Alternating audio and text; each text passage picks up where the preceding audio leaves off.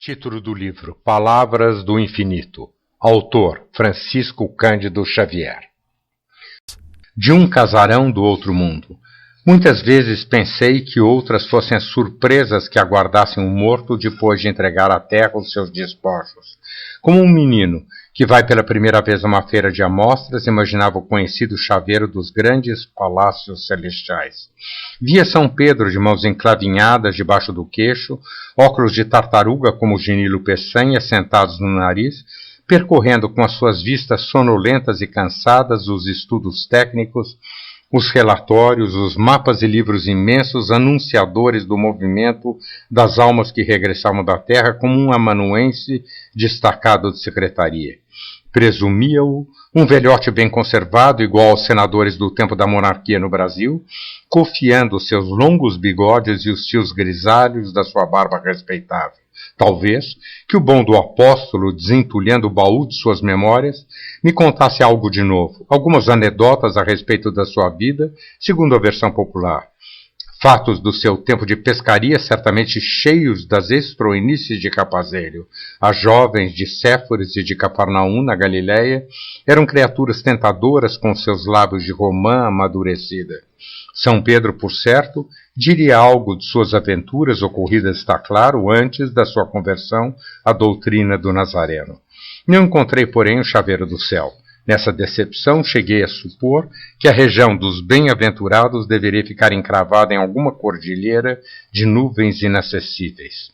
Tratava-se certamente de um recanto de maravilhas onde todos os lugares tomariam denominações religiosas na sua mais alta expressão simbólica. Praça das Almas Benditas, Avenida das Potências Angélicas. No coração da cidade prodigiosa, em passos resplandecentes, Santa Cecília deveria tanger a sua harpa acompanhando o coro das 11.000 virgens, cantando ao som de harmoniosas delícias para acalentar o sono das filhas de Aqueronte da noite, a fim de que não viessem com as suas achas incandescentes e víboras malditas perturbar a paz dos que ali esqueciam os sofrimentos em repouso beatífico. De vez em quando se organizariam nessa região maravilhosa solenidades e festas comemorativas dos mais importantes acontecimentos da Igreja. Os papas desencarnados seriam os oficiantes das missas e tedeums de grande gala a que compareceriam todos os santos do calendário. São Francisco Xavier, com o mesmo hábito esfarrapado com que andou pregando nas Índias, São José, na sua indumentária de serralheiro, São Sebastião, na sua armadura de soldado romano, Santa Clara, com o seu perfil lindo e severo de Madonna, sustentada pelas mãos minúsculas e inquietas dos arcanjos, como rosas de carne loura. As almas bem conceituadas representariam, nas galerias deslumbrantes, os santos que a Igreja inventou para o seu agiológio. Mas não me foi possível encontrar o céu. Julguei então que os espíritas estavam mais acertados em seus pareceres. Deveria reencontrar os que haviam abandonado as suas carcaças na terra, continuando a mesma vida. Busquei relacionar-me com as falanges de brasileiros emigrados no outro mundo.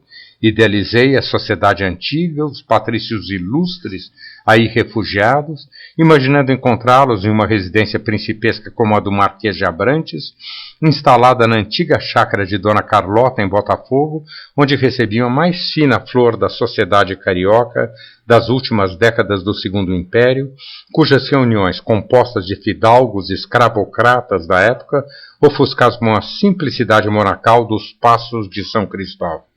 E pensei de mim para comigo, os rabinos do Sinédrio que exararam a sentença condenatória de Jesus Cristo quererão saber as novidades de Hitler na sua fúria contra os judeus. Os remanescentes do príncipe de Bismarck que perderam a última guerra desejariam saber qual a situação dos negócios franco-alemães. Contaria aos israelitas a história da esterilização e aos seguidores do ilustre filho de Schonkenhausen as questões do plebiscito do Sar. Cada bem-aventurado me viria fazer uma solicitação a que eu atenderia com as habilidades de um porta-novas acostumado aos prazeres maliciosos do boato. Enganara-me, todavia. Ninguém se preocupava com a terra ou com as coisas da sua gente. Tranquilizem-se, contudo, os que ficaram, porque se não encontrei o Padre Eterno com as suas longas barbas de neve, como se fossem feitas de paina alva e macia, segundo as gravuras católicas, não vi também o diabo.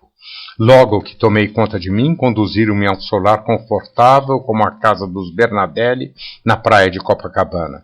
Semelhante a uma abadia de frades da Estíria, espanta-me o seu aspecto imponente e grandioso.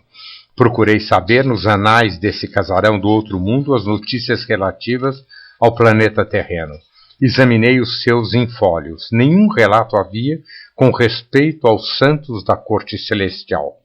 Como eu os imaginava, nem alusões a Mefistófeles e ao amaldiçoado. Ignorava-se a história do fruto proibido, a condenação dos anjos rebelados, o decreto do dilúvio, as espantosas visões do evangelista no Apocalipse. As religiões estão na Terra muito prejudicadas pelo abuso dos símbolos. Poucos fatos relacionados com elas estavam naqueles documentos. O nosso mundo é insignificante demais pelo que pude constatar na outra vida. Conforta-me, porém, haver descoberto alguns amigos velhos entre muitas caras novas.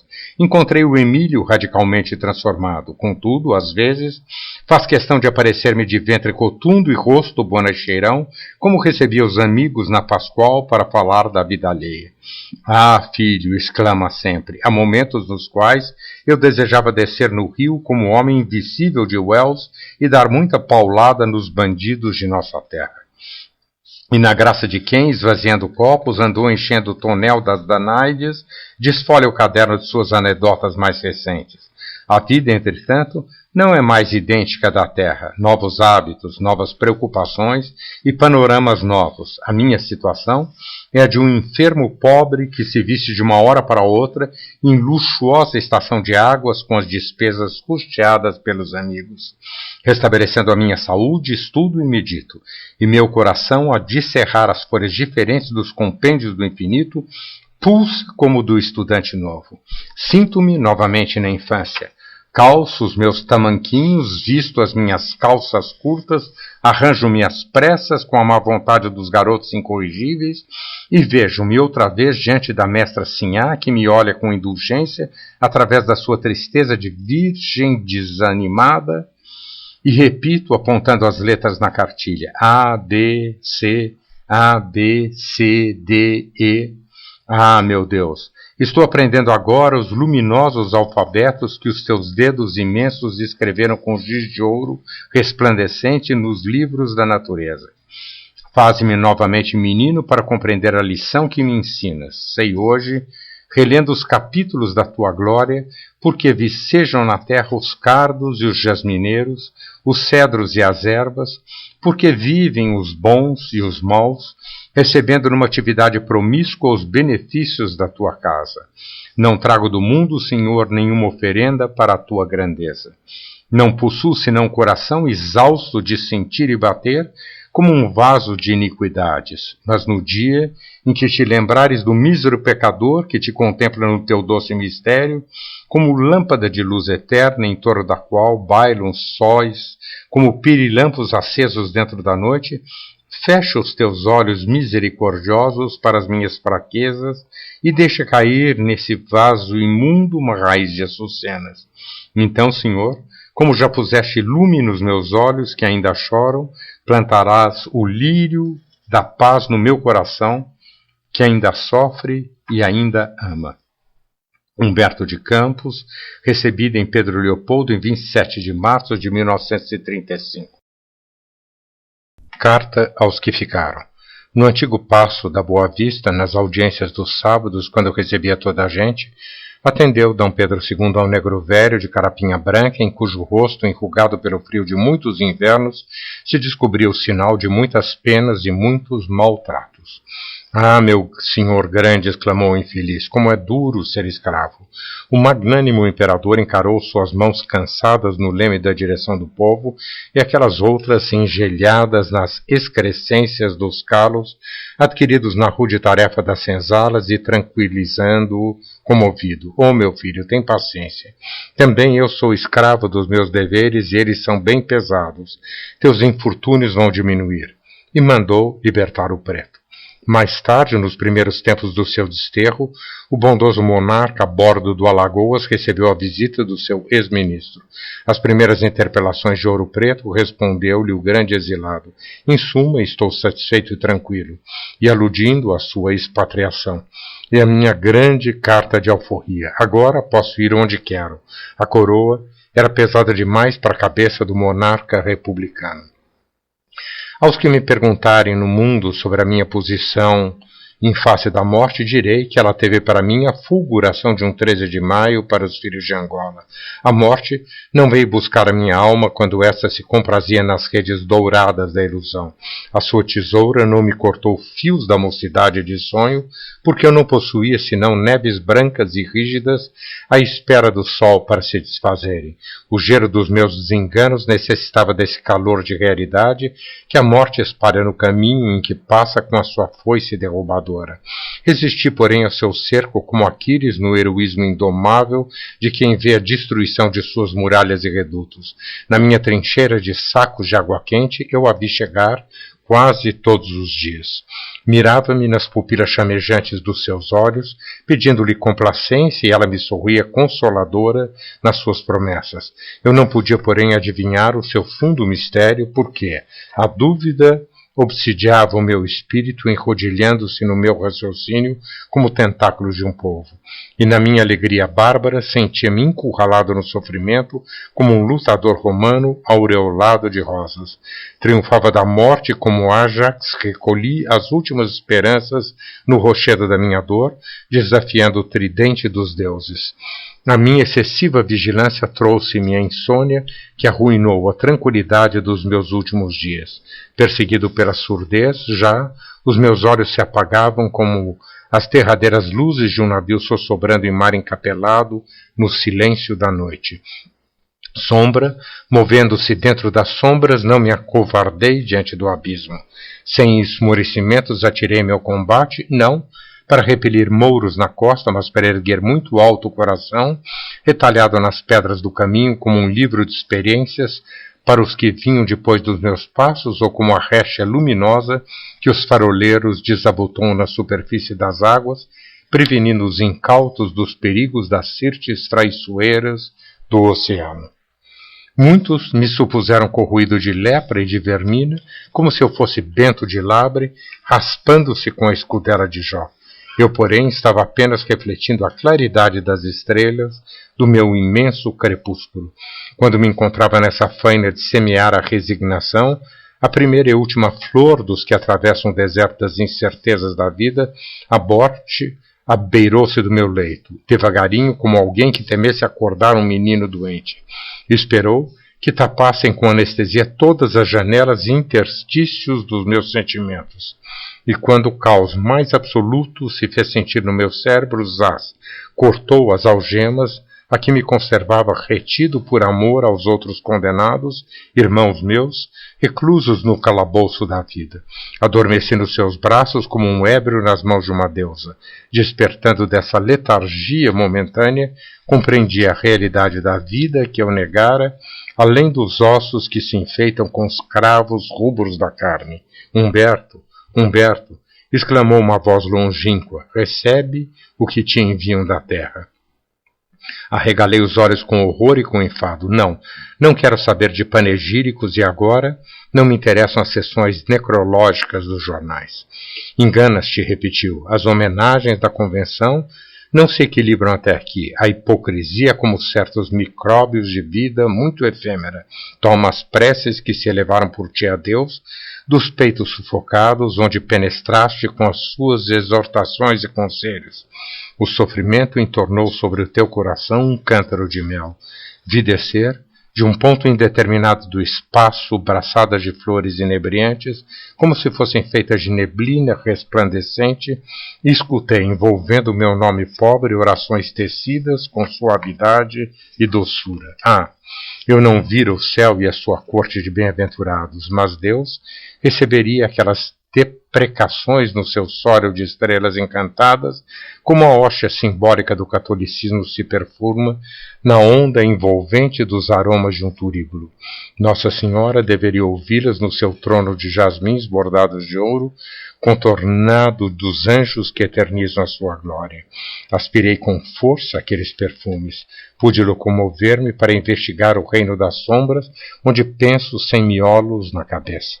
Amava ainda e ainda sofria, reconhecendo-me no pórtico de uma nova luta. Encontrei alguns amigos a quem apertei fraternalmente as mãos e voltei cá.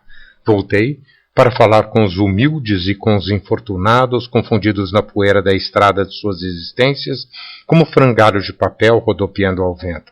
Voltei para dizer aos que não pude interpretar no meu ceticismo de sofredor: não sois os candidatos ao casarão da Praia Vermelha. Nota de rodapé. Praia Vermelha, o Hospício Nacional.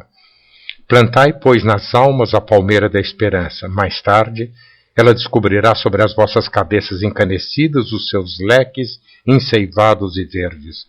E posso acrescentar, como neto de Marco Aurélio, no tocante à morte que me arrebatou da prisão nevoenta da terra. É a minha carta de alforria. Agora posso ir aonde quero. Os amargores do mundo eram pesados demais para o meu coração. Humberto de Campos, recebido em Pedro Leopoldo em 28 de março de 1935. Aos meus filhos, venho falar a vocês como alguém que abandonasse a noite de Tiresias no carro fulgurante de Apolo, subindo aos cumes dourados e perfumados do Helicon. Tudo é harmonia e beleza na companhia dos numes e dos gênios, mas o pensamento de um cego, em reabrindo os olhos nas rutilâncias da luz, é para os que ficaram lá longe dentro da noite, onde apenas a esperança é uma estrela de luz doce e triste. Não venho da minha casa subterrânea de São João Batista. Nota de rodapé. O espírito se refere ao cemitério de São João Batista, como os mortos que os larápios às vezes fazem regressar aos tormentos da terra por mal dos seus pecados. Na derradeira morada do meu corpo ficaram meus olhos enfermos e as minhas disposições orgânicas. Cá estou, como se houvesse sorvido um néctar de juventude no banquete dos deuses. Entretanto, meus filhos, levanta-se entre nós um rochedo de mistério e de silêncio. Eu sou eu. Fui o pai de vocês e vocês foram meus filhos. Agora somos irmãos. Nada há de mais belo do que a lei da solidariedade fraterna delineada pelo Criador na sua glória inacessível. A morte não suprimiu a minha afetividade e ainda possuo o coração de homem para o qual vocês são as melhores criaturas do mundo. Dizem que Orfeu, quando tangia as cordas da sua lira, sensibilizava as feras que se agrupavam enternecidas para escutá-lo. As árvores vinham de longe transportadas na sua harmonia. Os rios sustavam curso nas suas correntes impetuosas, quedando-se para ouvi-lo. Havia deslumbramentos na paisagem musicalizada. A morte, meus filhos, cantou para mim tocando o seu alaúde. Todas as minhas convicções deixaram seus lugares primitivos para sentir a grandeza do seu canto.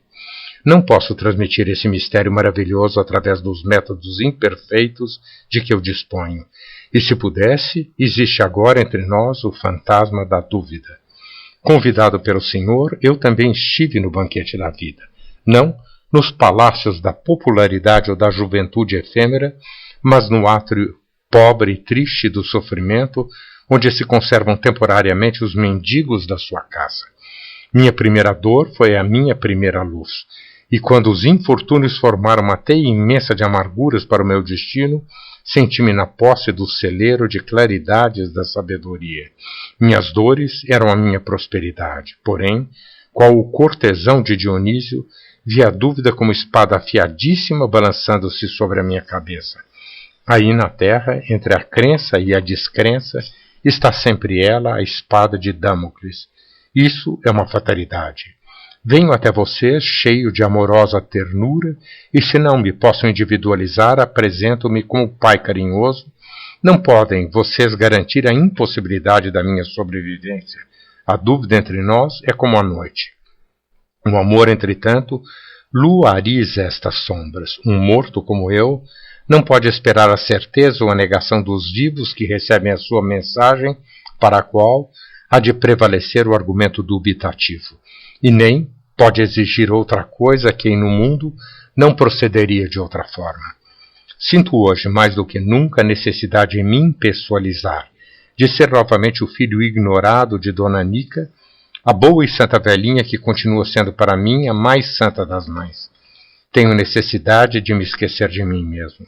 Todavia, antes que se cumpra este meu desejo, volto para falar a vocês paternalmente, como no tempo em que destruía o fosfato do cérebro, a fim de adquirir combustível para o estômago. Meus filhos, estou vivendo. Não me veem, mas olhem o meu coração como está batendo ainda por vocês. Aqui, meus filhos, não me perguntaram se eu havia descido gloriosamente as escadas do Petit Trianon.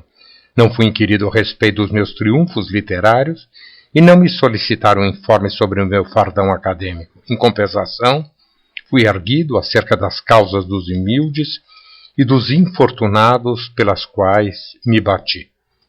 Vivam, pois, com prudência na superfície desse mundo de futilidades e de glórias vãs. Num dos mais delicados poemas de Walde, os Órcades lamentam a morte de Narciso junto de sua fonte predileta, transformada numa taça de lágrimas. Não das miras, suspiram elas, que tanto tenha chorado. Era tão lindo. Era belo Narciso? Perguntou o lago. Quem melhor do que tu poderia sabê-lo se nos desprezava a todas para estender-se nas relvas da tua marcha, baixando os olhos para contemplar no diamante da tua onda a sua formosura? A fonte respondeu. Eu adorava Narciso porque quando me procurava com os olhos eu via no espelho das suas pupilas o reflexo da minha própria beleza. Em sua generalidade, meus filhos, os homens, quando não são Narciso, enamorados da sua própria formosura, são a fonte de Narciso. Não venho exortar a vocês como sacerdote, conheço de sobra as fraquezas humanas. Vivam, porém, a vida do trabalho e da saúde longe da vaidade corruptora.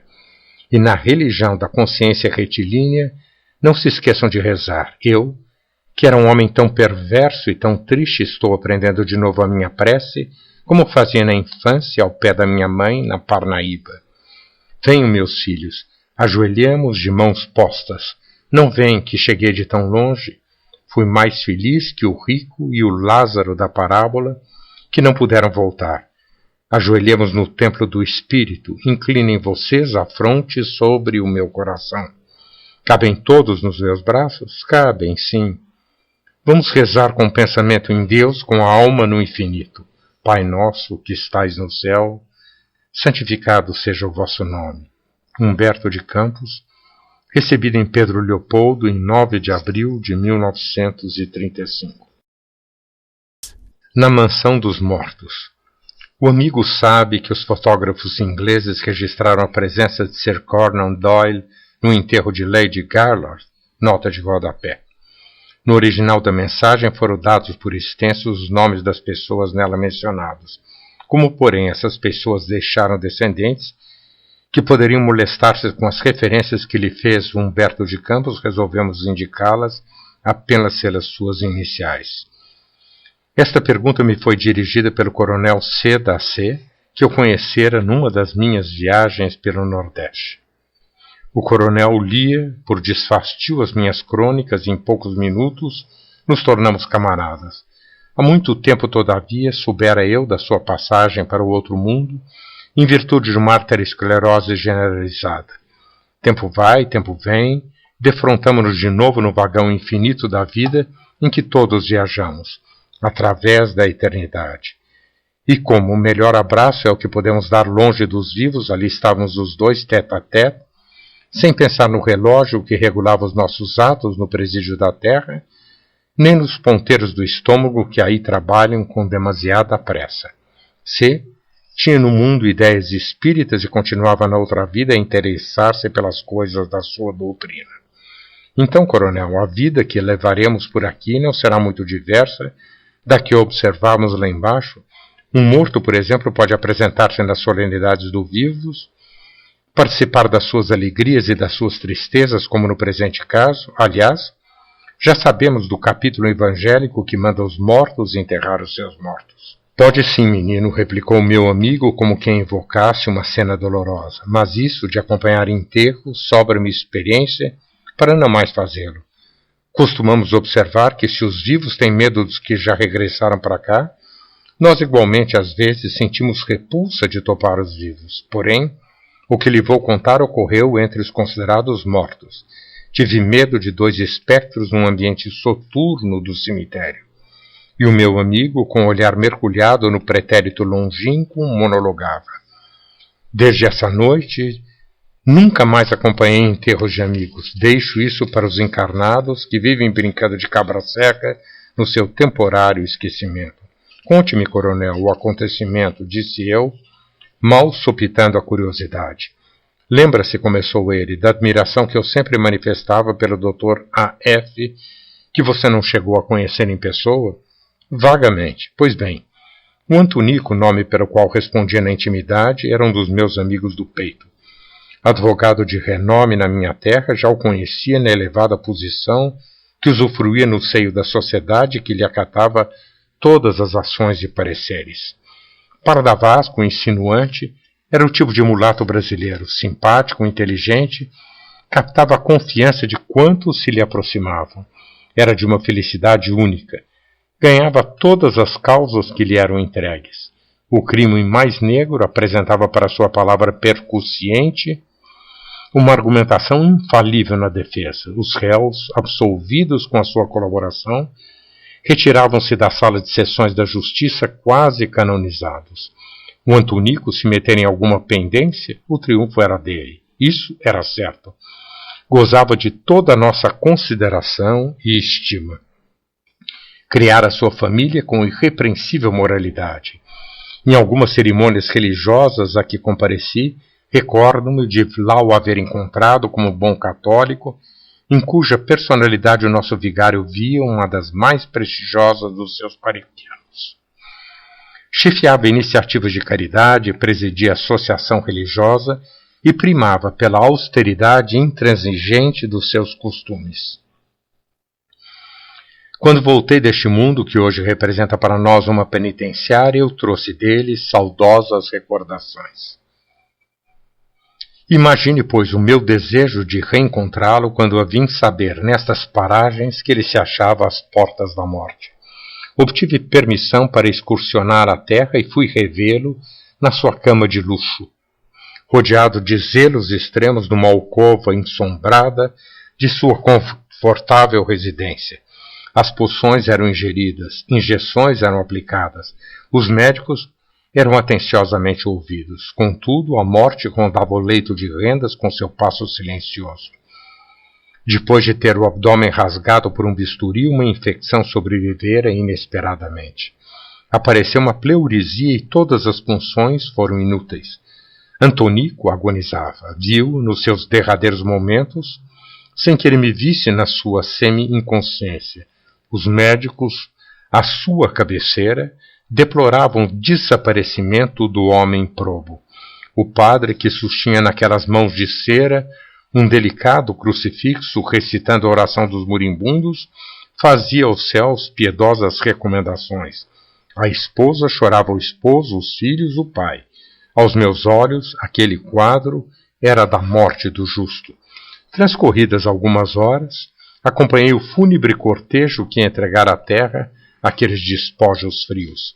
Desnecessário é que lhe diga das pomposas exéquias que a igreja dispensou ao morto em virtude da sua posição iminente. Preces, aspersões com ensopes, ensopados na água benta e latim agradável. Mas, como nem todos os que morrem se desapegam imediatamente dos humores e das vísceras, esperei que o meu amigo acordasse para ser o primeiro a abraçá-lo. Era crepúsculo. E naquela tarde de agosto as nuvens estavam enrubescidas em meio do fumo das queimadas, parecendo uma espumarada de sangue. Havia um cheiro de terra brava entre as lousas silenciosas ao pé dos salgueiros e dos ciprestes. Eu esperava. De vez em quando o vento agitava a ramaria dos chorões, que pareciam soluçar numa toada esquisita. Os coveiros abandonaram sua tarefa sinistra e eu vi um vulto de mulher esgueirando-se entre as lápides enegrecidas. Parou junto daquela cova fresca. Não se tratava de nenhuma alma encarnada. Aquela mulher pertencia também ao reino das sombras. Observei-a de longe. Todavia, gritos estentóricos ecoaram aos meus ouvidos. «Aef!» exclamou o espectro. «Chegou o momento da minha vingança. Ninguém poderá advogar a tua causa, nem Deus, nem o demônio poderão interceder pela tua sorte, como não puderam cicatrizar no mundo as feridas que abriste em meu coração. Todas as nossas testemunhas agora são mudas.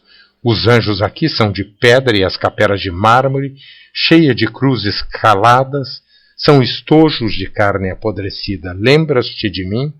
Sou a R.S., que infelicitaste com a sua infâmia. Já não és aquele moreno insinuante que sucupiu a fortuna de meus pais, destruindo-lhes a vida e atirando-me num meretrício abominável. A fortuna que te deu nome foi edificada no pedestal do crime. Recordas-te das promessas mentirosas que me fizeste? Envergonhada, abandonei a terra que me vira nascer para ganhar o pão no mais horrendo comércio. Corri mundo sem esquecer a tua perversidade e sem conseguir afogar o meu infortúnio na taça dos prazeres. Entretanto, o mundo foi teu. Réu de um crime nefando, foste sacerdote da justiça. Eu, a vítima desconhecida, fui obrigada a sufocar a minha fraqueza nas sentinas sociais onde os homens pagam tributo das suas misérias. Tivestes a sociedade, eu, os bordéis. O triunfo e a consideração te pertenceram. A mim coube o desprezo e a condenação. Meu lar foi o hospital donde se escapou o último gemido do meu peito.